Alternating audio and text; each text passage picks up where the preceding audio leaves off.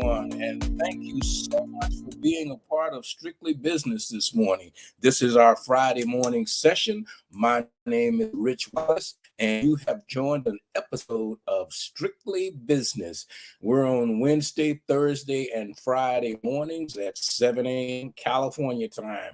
Us Californians in New York, they say we're getting up late, but here in Southern California, they say we're getting up early. So thank you for getting up, getting dressed or half dressed, or just listening to us this morning. We've had some wonderful guests on this week, and we've got a new guest on this morning. Mr. Keys going to come out and talk to us about a couple of things that they're doing in the high desert and the small businesses. And so this platform is designed for small businesses to be part of what we're doing. My name is Rich Wallace. We are part of the Southern California Black Chamber of Commerce, from the desert to the sea. This show is being sponsored by Edge TV Network.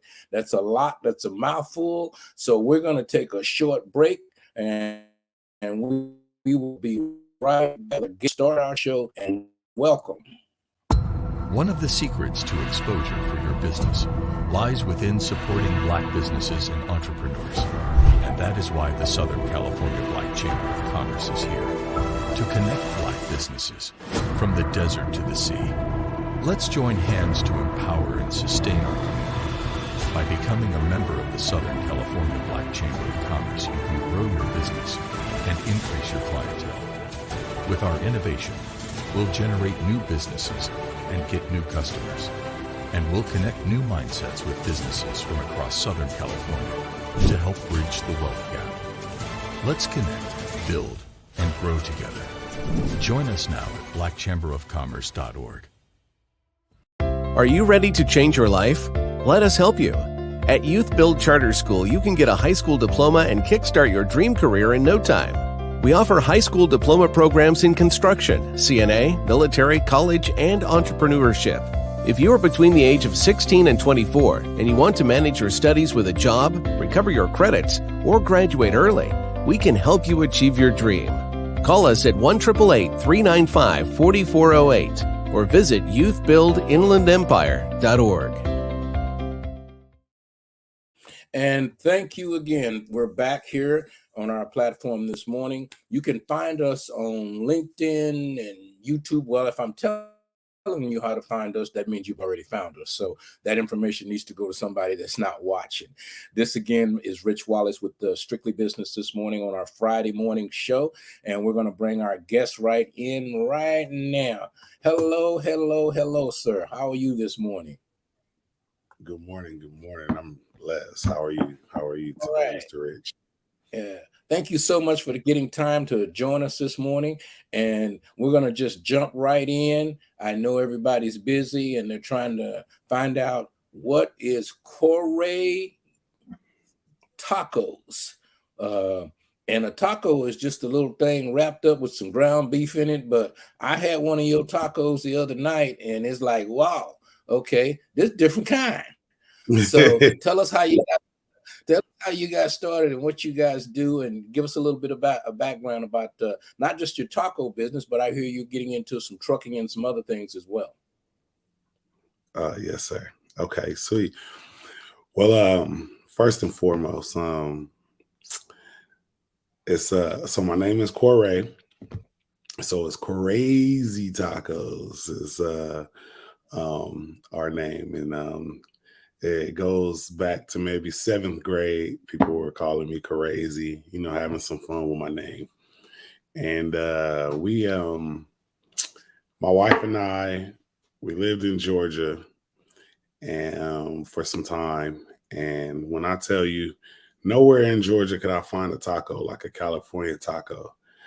And so it started to just spark my mind. I'm like, man, I think I can make tacos better than these guys here in Georgia. And I wanted to stay there in Georgia to start this venture there. But my wife, she was pregnant and she wanted to come home to have the baby. So we came home, and it only took me 1 year to still figure out how to start a taco business. So that was 2014. Matter of fact, this is, I want to say, our 9th year been in business. So it's exciting that we've actually been in business for 9 years this year. Oh, oh, that's great. And I didn't realize how people are just, I mean, especially here in California, but like you say, in other places, in Georgia and Texas and stuff, not so much Texas, but other states, they don't have a lot of regular taco shops. I mean, they got the Taco Bell and the Del Taco and the chain taco stores, but they have a formula. And I'm from the franchise business. I had a franchise in the past, but they got a formula, and they all taste the same. And there's no creativity in it. And you had 3 chafing dishes the other night, and they were all different kinds. And I'm like, man, let me try this one again. Let me try this one again. But I reverted back to my old favorite chicken, and I'm like, okay, this is a different kind of chicken. Where you get this chicken from? So yeah. So now you just do tacos? Do you do something else with that, or just tacos? I do. I enjoy cooking. My first love was barbecue and deep frying turkeys. So every holiday season, I'll open up about 5 or 6 slots to deep fry people turkeys with my special recipe that I've been working on for about 15 years now.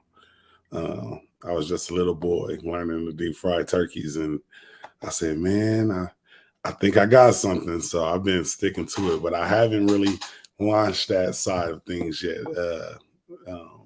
So I'm still kind of, taking the deep frying and the barbecue. The barbecue is something that I want to do later on. Once I get a little more established and a little more time on my hands, because, those guys barbecuing, I tip my hat to them. It takes some time to put into barbecue and tacos. It only takes me about an hour, tops, to cook all my meats to get ready. I mean, the preparation before that, but barbecue is a mean machine, man. When you come to marinate meats for 24 hours, some guys smoke their meats for 20 hours. So that's something that I do want to get into later on. Corey, I'm telling you, I was in the food business for 14 years. That's hard work. Yes, sir. Managing the people is hard. Buying, stocking, preparing, checking it, and a lot of times, especially chicken, it has a short shelf life. All of this kinds of stuff. I'm not going to mention the name of the restaurant, but I stopped yesterday at a meeting I was going to have, and I was going to have something to eat. And I told them, well, let me have the fish and fries. That's pretty easy. And when they brought the fish around the corner, you could smell it. I'm like, oh man, this fish is bad, And as they brought it to the table, I'm like, okay, it was cooked, but it had that odor to it, that fish odor that was horrible. I'm like, okay, I had to send it back. And I'm not most men don't send their food back. Right. And I pick around and eat it, but sister will send her stuff back right away. Oh, we ain't eating this, So the food business is, and I know you say, well, it's easy, but food business is very time consuming. Storing, getting ready, taco sauce. Do you have a special sauce that you put on the taco that you make yourself, or you just buy the taco sauce and pour it on there? Or we've been working on our own seasoning for some time now. So we do have our own special seasoning that we have our own special sauce. I'm working on a special patent for the sauce because I do want to be able to keep that something a secret once I do expand. We'll have to have a special bottling for our sauce and our seasoning. And, I've been doing my research, and you have to get some NDAs signed, and it's a lot of different stuff when you're being creative, as you will, with your own recipes. So I've been just, taking baby steps. Yeah. And, as you mentioned, the paperwork and the licensing and the health department and the food business, is just crazy. And if you have a brick and mortar, that's even worse because you got all kind of permits and stuff. Now you just roll up, set up. Do you are you a sidewalk vendor like some of the other people I see, or do you do catering? How does your business? What is the structure of your business, and how do you look for business? And how can we help at the Black Chamber of Commerce getting you into more places? So we started off as a catering company. Well, our very first gig was a motorcycle club, and we catered, we sold plates. So that was something that kind of caught my eye, and I said, I think that's something I want to do in the future. However, we just kind of kept it to, well, at first I was everywhere. I was everywhere. I was at every club, every hookah bar. I was anywhere you could find people. I was chasing those people. I didn't care, how ghetto the venue was or how far the venue was. Like, if you gave me opportunity, I took it. And that's how we built our name. But the main thing was catering. And I really enjoy catering. I feel like it's almost my ministry.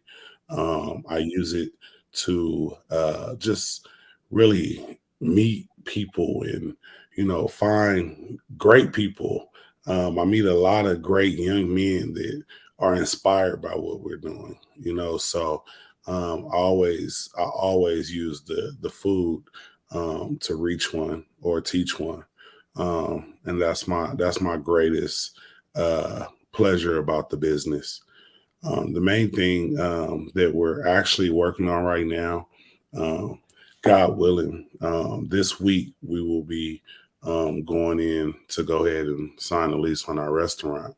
So it's exciting. It's scary. I'm just trusting God to move my feet. I feel like after about 9 years of growing our clientele, and catering is very established, I believe that it's time to make a move with this business. Okay, now you're going to be opening up in the Victorville, Palmdale area in Southern California? Yes, Main Street right here in Hesperia, at a gas station location. So okay. That's even more exciting because they have their own clientele that they're dealing with. And it's one of those gas stations that's big on liquor sales. So it's a lot of people coming in to buy liquor. And it's in the area where a lot of construction workers stay at the motel that shares the parking lot with the gas station. So the clientele walking up is just it's so amazing. We at the chamber office just took over a building that used to be a taco shop in San Bernardino, across from the Carousel Mall there, and there was a taco place there. You were, reading in a half kind of thing, and the signs for tacos are still on the window. The place has been closed for at least 2 years, and people are still pulling up. And where are they? I come to get some tacos, and I'm thinking, and the strange thing is a Taco Bell a half a block away from it. There's a Del Taco a half a block in the other direction. And when I'm in there working, doing something, people are still pulling up, tapping on the window. Are y'all open? I'm like, there ain't been a taco place here in 2 years, and they're still. So when you said brick and mortar, and we've been wrestling with our internet cafe, we were just going to do coffee and desserts and things, and it has a kitchen in it. Say, well, should we be selling tacos? Should we be selling barbecue? But I'm not trying to get back in the food game. You keep telling me, and I heard you say, oh, it's easy. Man, I'm telling you, that's the hardest thing I ever did in my life. I want to retract the easy. I meant tacos is easy compared to barbecue. Oh, okay. Compared to barbecue, yeah. As far as cooking, not preparation. The preparation is still days of work. I don't want nobody to get confused about being easy. I mean, your feet gonna hurt, your head gonna hurt, your eyes gonna hurt, everything's gonna hurt, and you got to get up and do it again the next day. And the customer saying, "Can you put some more meat in here?" And you go, "Man, I already built it up." Yes, no matter how fatigued you look, the customer wants their stuff right. Exactly. I do want to retract that statement. The easy part. It's fun. It's fun. Easy, no. Easy, no. Okay. Now I saw you and your wife were co-partner in there. It seemed like she was assisting you and you were doing that, and she was, doing part of it. So are you guys like a team in the taco business, or does she have a separate business? Or you a team in the taco business? And because I had a brief conversation with her, and she mentioned real estate, that she sold real estate as well. Yes. So she was my right hand man. She is my backbone. Okay. However, she's been, really focusing on her real estate, and she's a real estate agent for a little over a year now. So she is hard at work. I have to find a replacement for her because she turned the wheels on Crazy Tacos. She turned the wheels on everything that we did, and she still does. But however, I realized that there's a pull coming, where she has to go her own way and I have to go my own way. And so we can continue to grow. Yeah. Me having her is an asset. However, I realized that it's really stunned her growth because a lot of stuff that we do is on the weekends. And I think she has a little anxiety of letting go. But the main thing I realize is a lot of her open houses and things like that, showings, they're weekends. So I don't have full access to her like I used to. So it was a blessing to have her, for 9 years, just side by side. But I know anytime I need her, she's right there. So yes, sir, she is definitely the backbone of our business, but she's trying to get away. So here's how you keep her. You got to have some. When she does an open house, you got to have a taco tray in there for the people that come in. They get a taco. So okay, I'm with you, you with me, kind of thing. And a lot of times in a marriage or relationship, as at home and at work, is tough because you're always at work working, and you're always at home working, and you have a family, and you still gotta squeeze a date night in there that ain't got nothing to do with tacos or whatever that is. And date nights went up to $200 a night now. Oh, man. Because if you go to the movie and have a taco, you at $200 before you even left the house. Before you even left the house. So it's a constant thing to be able to put yourself in an environment that you can cohesively work together as a couple, and not necessarily because I don't like angry people cooking for me. You can't be mad at your wife and make me tacos. So or vice versa. It's happened. I'm guilty. I am very, very guilty. Yeah. And like you said, it's hard to shed real life and then go to work. When you only left the house to somebody else's house. Right. So it's kind of hard sometimes to shake what you're really going through, especially as an entrepreneur, because the full load is on you. And it's something that we've come to the point where now, after so many years, we have that get it together, and we're able to just have to snap out of it, because we could literally just go from home to your home, and we may have argued on the way out the door, but coming through your door, we have to, hey, how you doing? And act like it never happened. So it's a lot swept under the rug when you're working hand in hand with your partner.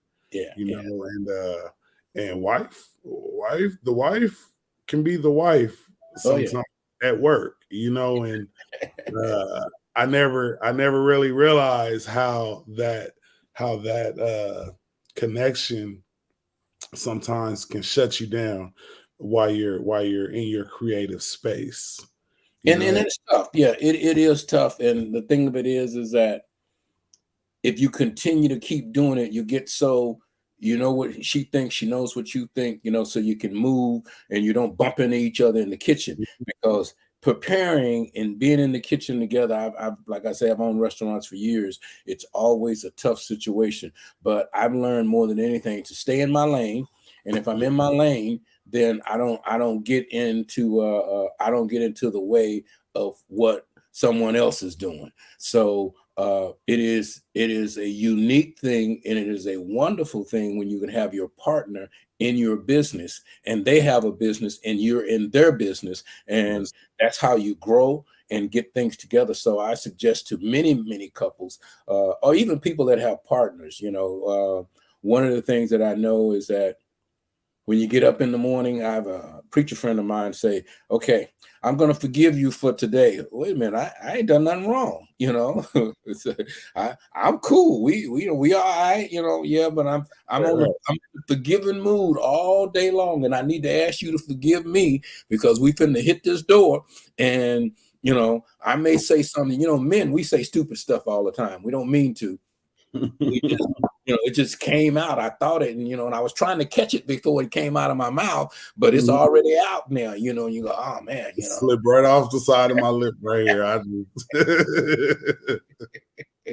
So we have to ask for that going in. Say, listen, I need you to cut me some slack today because I'm on a stupid mood. The coffee wasn't right or whatever it was. So before I have whatever it is I have, how about oh, okay, sometimes let me give you some flowers that ain't got nothing to do with Valentine's Day, birthday, anniversary, just because you are number one.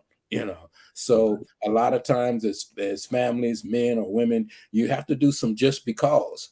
So if you do some just because, that helps your business, that helps your mindset, and helps you get motivated. Now, with everything that you do, do you manage your time schedule? Because you say at one point you were all over the place. So gas is $5 a gallon out here in Southern California, and to get from Victorville just to San Bernardino, for those that are in New York and other places, that's 35 miles or whatever it is, 25 miles at $5 a gallon. So to go to 25 miles and back cost you $50. Yes, sir. I mean, a turnaround, you're talking $50. So when you're out, and if you're driving a trailer, do you take a grill and cook the tacos on site most of the time, or do you bring everything ready in chafing dishes? Yeah, so I do have a trailer that we drag around. And we bring our grill everywhere we go.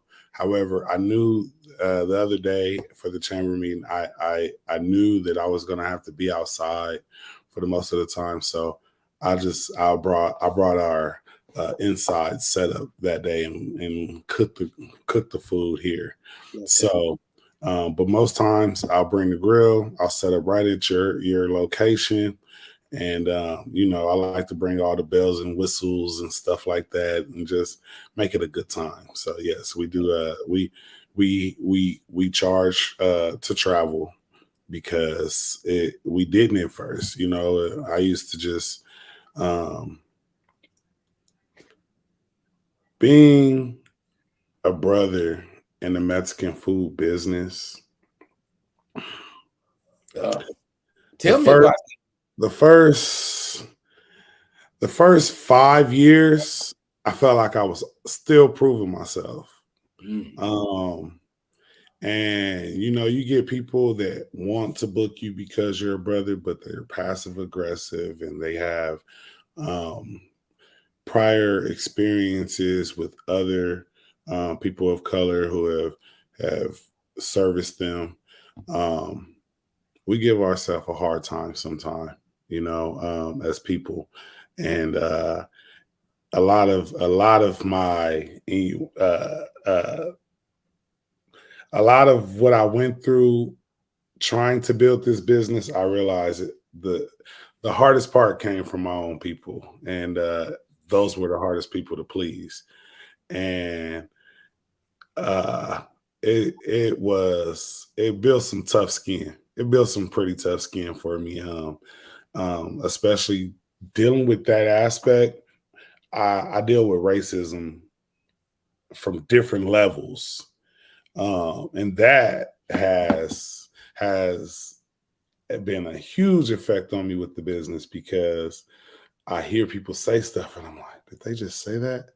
Or people see my taco grill and they're like, oh, what are you barbecuing? And I'm thinking, barbecue, that's with charcoal. And, it's just so the different little passive aggressive innuendos that people assume that our food is not authentic, or they assume that I'm cooking ground beef, or it's a lot of different stuff that I dealt with coming into the business that kind of made me not really want to take the business to its full potential, because I was afraid of the kickback or the backlash or the naysayers that say that we're not authentic, or that a lot of my pricing was so low for so long because I didn't feel that I was worthy of what we're at today. And so it's taken me a little longer to get to where we're headed, because I was undercutting my prices for so long, and people would come up and say, how much, when we sell on the corner, and I have a special quesadilla that I do, and people will say, how much for this? Oh, it's $12. Whoa, this should be $18, $20. And I'm like, seriously? And so for some years, me and my wife, we went back and forth about the prices because I didn't feel that I was worth it. Well, and number one, you are worth it, and the food costs you, and you have to buy it in smaller portions, so it's a little bit more expensive. But let's talk about black on black crime in the business industry. Black on black crime does not only happen with the Crips and the Bloods and the gangs.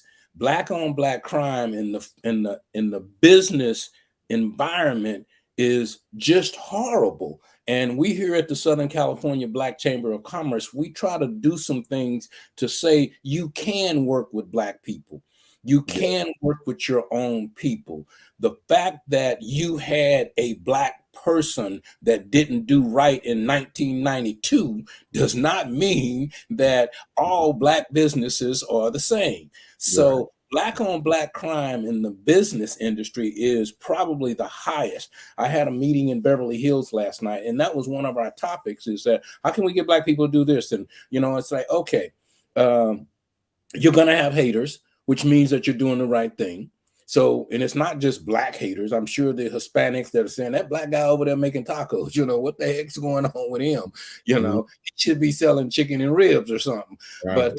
But they sell chicken and ribs. You go to the Chinese food store and there's Hispanics cooking the Chinese food. There's not Chinese people back there. So, so Black on black crime in business that we face with, how do you handle that? Do you just move on, or do you just, how is that? And as you say, for a couple of years, that affected you. That affected how you guys were you going to continue? And what do we do to make it easier, or how do we deal with Black on black crime in the business industry? For me, it's a couple things that I like to touch on. The main one is, once you realize that your people are not the only people on earth, a lot of it comes from people that you know. The doubters are usually people who know you personally, who've seen you at a lower place in life, they don't think that you can level up in life. So a lot of times you have to realize that if you only know 5,000 people, that you have to go find another 5,000 people. And once you find another 5,000 people, you'll find that the love is out there. Once I stopped trying to just sell to just my people that I knew personally, Mm-hmm. I realized that your biggest supporters are people that you're going to meet at that grill. The biggest supporters are people that you're going to meet at that person's backyard. So once I understood that my clientele was not the only clientele, the chatter changed. Um, the next thing that I realized is that once the chatter changed and their friends came and supported you, then it became cool to support you. So Mm-hmm. it only takes one mutual friend to gain a supporter. And I wholeheartedly believe that it's people that never came to buy food, but when I was able to reel in their friends or their coworkers, all of a sudden, here Yeah, comes you soda. got it. Yeah, I know Corey. He my partner. That's my That's road my dog. boy. That's my boy. He's been my boy. We good. So I realize it's a domino effect. Yeah. That's the next thing that I like to touch on is that we as people have to realize that we cannot half step. We have to come correct. If you're serious about something, people are only going to be as serious as you are about yourself. And a lot of us are afraid, and that was something that I dealt with for years. I was afraid of the success that the business could lead me to, so I didn't take it serious. I would purposely sabotage myself in so many words, and didn't realize I was doing it, but it's because I didn't want to take the business serious because I knew that it could get serious. Mm-hmm. And I'm not one of those people who put one toe in the water. And so at first I had one toe in the water, but once I got um, the love and support just poured in from all these different places, I said, okay, it's time. And that's when we launched our corner sales. And once we launched the corner sales, it's been curtains ever since. And that was about 5 years ago we did that. And that was the biggest thing was just coming correct, getting my ads correct, getting my flyers correct, making sure that I'm on time, making sure that I clean up my act in the streets, make sure it was just so many things that I had to fix before people actually took me serious, before I was able to get those corporate accounts, and before I was able to walk into the sheriff's department and say, hey, we're Crazy Tacos. We like to cater for you guys. Um, the other day we was over at Victorville Superintendent of Schools. We cooked for all the chambers, the city councils, 2 different city councils in the high desert. I mean, once we've got to the point that we were able to lock in corporate accounts, I knew that I had to clean up my act. And a lot of us don't like to clean. We like to teeter the line. Like, okay, I have a business, but I got a side hustle over here that's not legit or legal, Yeah. And once I realized that I had something on my hands, I started to clean up my act. And that's what you have to do to get rid of the naysayers and the black on black crime in the business industry is and a lot of times it's just misunderstanding because I'm not trying to put you out of business. I'm not trying to do anything, but I don't know how to support you, so I'm gonna put you down, or I'm gonna open up, or the worst thing in the world is to hire somebody, bring them in, teach them your taco business and get them going. And then all of a sudden you see them across the street and they Taco Dan. It's like, wait a minute, that Taco Dan over there, he making my tacos across the street. So, and I'm all for people that want to come in and want to make themselves better, because I want to train you to be able to start your own business, even from the business that I have. But there's a way to do that. There's truly a way to not necessarily split off, but to take off and let me support you. Let me help you. Let me teach you the business. Let me stop you from making some mistakes that I've made in the industry. So And when you're dealing with a lot of those things, it's tough for people to understand that I really want to help you. You know, we run the Southern California Black Chamber of Commerce, and we have 15 chapters from the desert to the sea. There are people that come alongside of us and go, "Oh, I can do this." And next thing you know, they got the Boobop chapter of the World Chamber, and it's like, what the heck are they doing over there? So, and you know, when people come, they go, "Well, what are you gonna do about that?" They took your idea. They doing it. Well, let them do them. You know, Right. because Right. every person in the high desert or wherever you are is not your customer. Yes, And sir. if every person was your customer, you really couldn't wait on all of those people. Yes, sir. So, Yes, sir. you know, the worst thing in the world in the small business industry is to have too many people, because then they say, "Oh, you were unprepared." You know, Yes. you didn't expect that there was going to be 1,000 people trying to buy your tacos. I No. just really need 45 or 50 or 100. You know, if I got if I'm looking and I see the line and there's 1,000 people in line there, oh my God. I know you've been in the business because you are speaking so many facts right now. That you just hit the head on the nail. Literally, I had somebody when I first started that wanted to partner up with me. I didn't move my feet fast enough to partner, and they went and started their own thing, but took my recipe with them. Of course. Um, I had another situation where it was a young man that I supported wholeheartedly, but because our food looked similar at the end where we both squirted the sour cream and avocado Uh-huh. over the top. You said boobop. My quesadilla is called the boopy. Uh, When he started to troll me, he started calling his thing the boppy. So it was funny when you said boopop because that was so close to real, you know. And I believe that we could all support each other. It was a true thing when I first started this, that there was a race to be the best black taco man.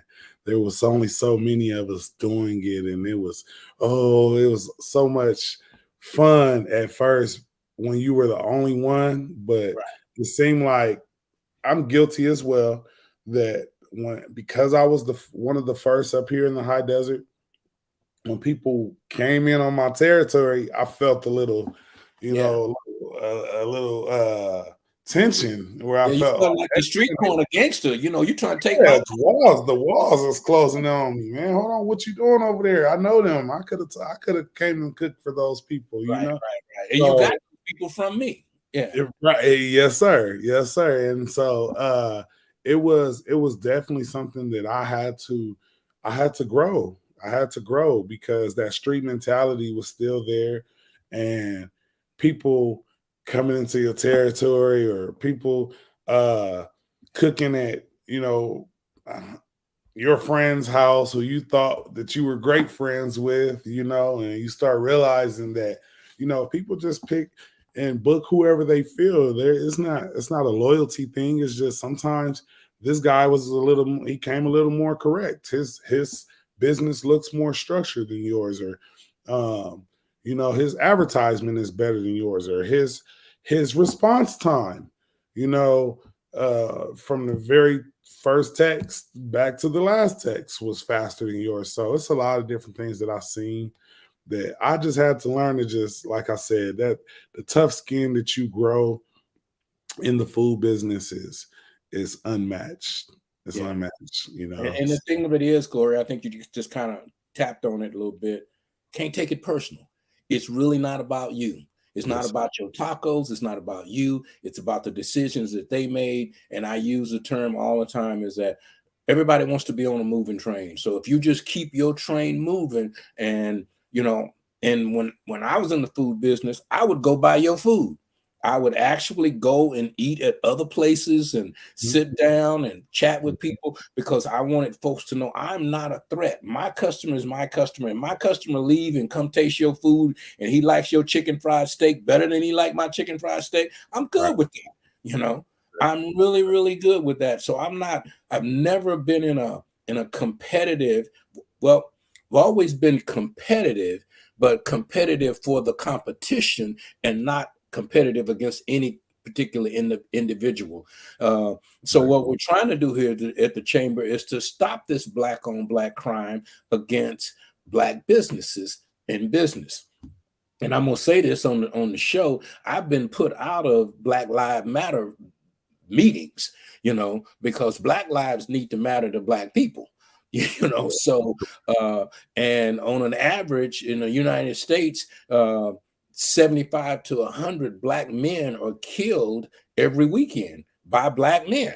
Yes, sir. So I say, if we lost 100 Black men in murder and different things in the neighborhood every weekend in the United States, then we lose 200 because the other 100 that killed those 100 are in jail.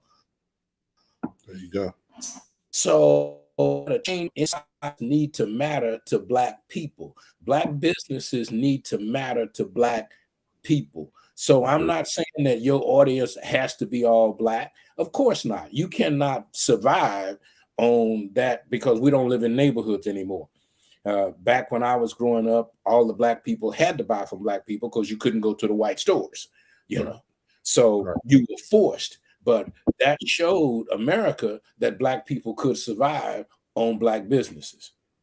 So I believe that integration and things that came along in the 60s were not necessarily, let's help the Black people. I think it was about the money that Black people were recycling in the Black neighborhood and they wasn't getting any outside. They go, wait a minute. Let's get Jackie Robinson over here to play with the white folks because the Negro League was selling tickets like crazy, So we had our own baseball teams and our own this and our own that. So mainstream America looked at that and they go, what they doing over there? We better get some of them over here so that we can do better. And I mean, Black colleges were started because we couldn't go to mainstream schools. Absolutely. And now, when you look at the Black college football team, UCLA say they make $1 billion every weekend on the football games. And when you look at 11 players on the field, 10 of them Black, 10 of them should have went to a Black university. When you look at Grambling and Howard and some of these other Black colleges, HBUs, and they're struggling. So we have to figure out a way to stop the Black on Black crime in the business industry. So that's one of the things that we try to do at the Black Chamber of Commerce. We try to get people to join and be a part of a group. And, if you don't want to be a part of this group, I'm good with that. Join another Black group so we can support each other. So it's not all about the Southern California Black Chamber of Commerce from the desert to the sea. We work with all the NAACPs and we work with the different groups. We work with the Black Business Association and the Black Women's Network and all of the Black airlines stewardesses, this and that. So there are unions and things for all kinds of people. So as you're dealing with your business, we want to be sure that we send, and I'm going to say that we send Anglo-Saxons and Hispanics and other people your way so that you can be able to thrive in your business and you can bring other people, because it's about the legacy that you're trying to build for your children, Yes. Yeah, because I mean, I don't know how old you are, but you done, it's about the kids coming up behind you now, Yes, and if you're and your wife, now you're in the real estate game, because God ain't gonna make no more dirt, so buy as much as you can, wherever you can, and it is a wonderful thing to see you in business and prospering and doing, and especially as a family man. So we appreciate that. We appreciate the fact that you and your wife are working together and are doing certain things to empower not just the Black community, but the business community and also the community in and out of your neighborhood. So it's been a pleasure dealing and discussing. So as we get ready to wrap up here, you want to give us where's your next event at? So next event is,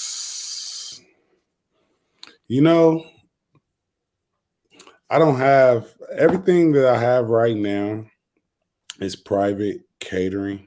We're throwing our own Jazz Fest, August 5th at Adelanto Stadium. Okay. So we want to get as much support as we can for the Jazz Fest because it's, from my understanding, we are the first Jazz Fest in the high desert. Um, so we're gonna go ahead and start promoting for that this week, and getting on that. And I know real quick, I'm over at the college with the truck driving program.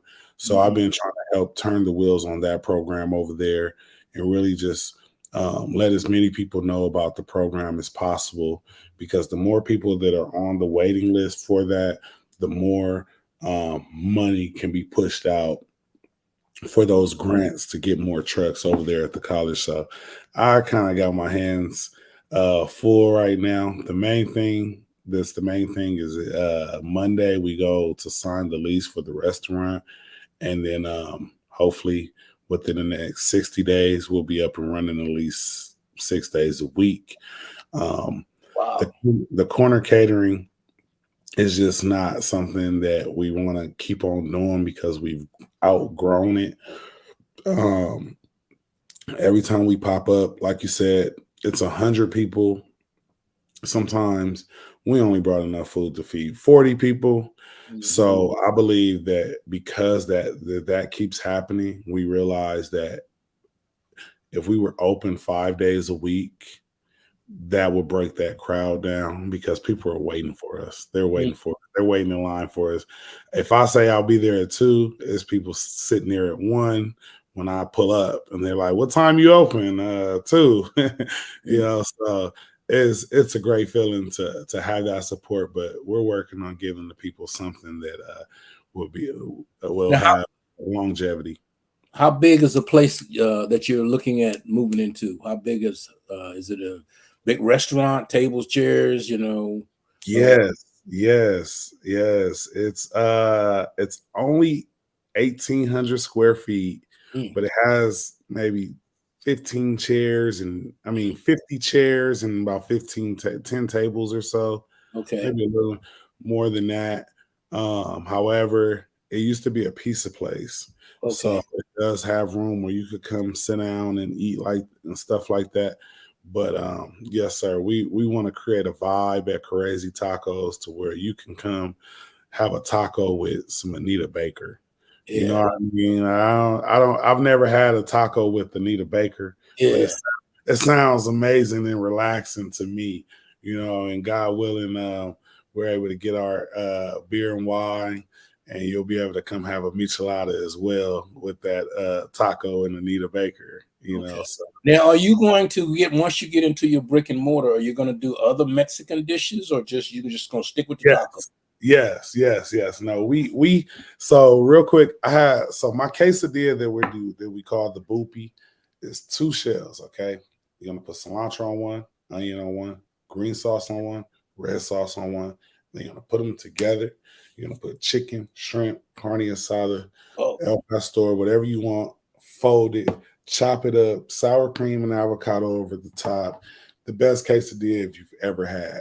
However, our menu is In-N-Out style. Everything I just named, chicken asada, cilantro, onion, green sauce, red sauce, you could put on our fries, our nachos, a molita, a pizza, a burrito bowl. I mean, you could just go down the line and add our beans and rice to it. But yes, our menu is very, very simple, but large at the same time. Okay. All right. Now, as you're getting ready to sign your lease, I need you to possibly come and see us down in San Bernardino. We have the restaurant that we purchased that we're going to put the internet cafe in. I had another friend of mine that had a restaurant, and I have all of this restaurant equipment that we're not going to use. And catering equipment, so come check us out. Give me a call. I'll shoot you my number. And when you're coming through San Bernardino, let me know. Give me an hour or so. And just come and look at the stuff, because little stuff costs a lot of money. I mean, the to-go trays that you're going to be using, I got thousands of those. So we may be able to save you a couple of dollars going in, because any new business starting up, that's new money. I mean, that's money that's probably you had to budget for the rent now because you got different situation now. You got Yes, rent, light, gas, water, and you got them people called health department that they hurt, you know. that's So right. you got to deal with that, and now you know sinks and just all kinds of little bitty things that bring a restaurant business because and I'm not sure who's doing your backdoor stuff, your bookkeeping and all of this kinds of things that go along with that. Is tacos taxable? Is that a taxable item? Yes, sir. Okay, so now you got the franchise tax board, which is different than you were dealing with before. And we've got information on how to navigate through their system and to help with that. Because one of the things that I know for sure, 14 years in the food business, it's the back door that closes restaurants. It's not because I didn't have a whole bunch of customers coming in. It's because my bookkeeping, my tax situation, and if you're doing, and it's one thing about mainstream America, the IRS, they notice you when you're making money. You know, when you're not making a whole bunch of money, he's fine over there. You know, he's violating all the tax rules. Nobody really cares. He's only making $400-500 a week. So, you know, but when you start making $4,000 or $5,000 a week, oh, hold him up. What is Mr. Keys doing over there? You know, let's go count. You know, let's send the bean counter in there and make sure he's charging the right amount of taxes, and make sure that he's doing this and making Yes, sure that he's doing that. You know, and if you're selling drinks, you know, is the cups this way and that, and all of these little things, and you go, oh my God, you know, and which is why a lot of street vendors don't go into brick and mortars yes, sir. because it's a lot. It's more than just making the food. So we appreciate you. We are going to be connecting with you. And we would like for you, if you're not a member of the Southern California Black Chamber of Commerce from the desert to the sea, you need to be a member so we can, you know, do what we do and you can do what you do and we can keep connecting the dots. I know you and Mr. Terrence Stone at our High Desert chapter up there and Young Visionaries that he puts out does a fabulous job in the High Desert, a community activist for young people beyond anything I've ever seen before. So we support what he does and we want to be able to support a few more people. I just found out there was a barbecue shop up there someplace called Hallelujah. Hallelujah Barbecue. Yeah, somebody told me that yesterday, and I like, oh, Great yeah, friends of mine. yo, are they? Yeah, they're not members yet, so they said, oh, you got to get them over there. I haven't been over there to eat yet, so I'm gonna make a special trip up on Saturday, and I'm gonna go to Hallelujah Barbecue and check them out. I've got we're doing that kid thing at the Adelanto Stadium on Sunday. This Sunday, there's a big kid fest that's going.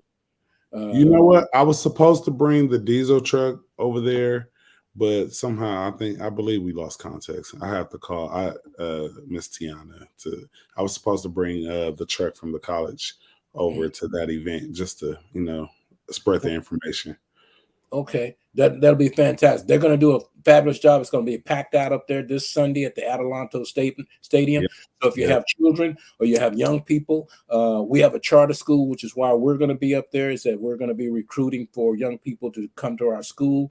It's a high school for young people 16 to 30 to get their high school diploma at a faster rate than the public school. And we're going to be putting an office in the High Desert. We already been in the San Bernardino area for 10 years with our school called Youth Build, and we're looking forward to being a part of what's going on up in the High Desert. And with the high-speed rail coming through, found out the other day with that high-speed rail, there are going to be shops along the way for people to be able to stop and eat, get off the train. So the train's just not going to swoop through Victorville. It's going to stop, and it's going to have the opportunity for people to participate in it.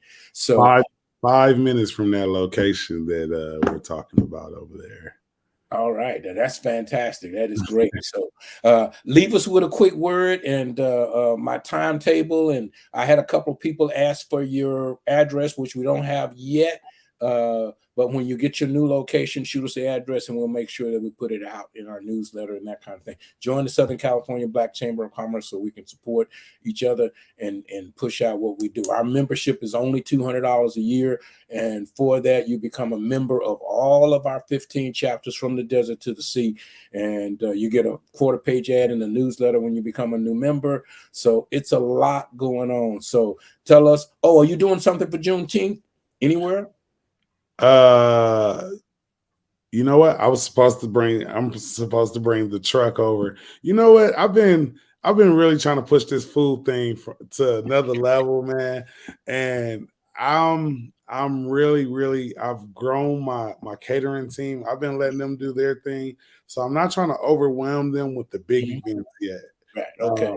So that's the main thing. I'm just letting my team get their feet wet with the catering and stuff like that. So I've been really over at the college dealing with that right now. We're supposed to take the diesel truck over to the Juneteenth Fest as well.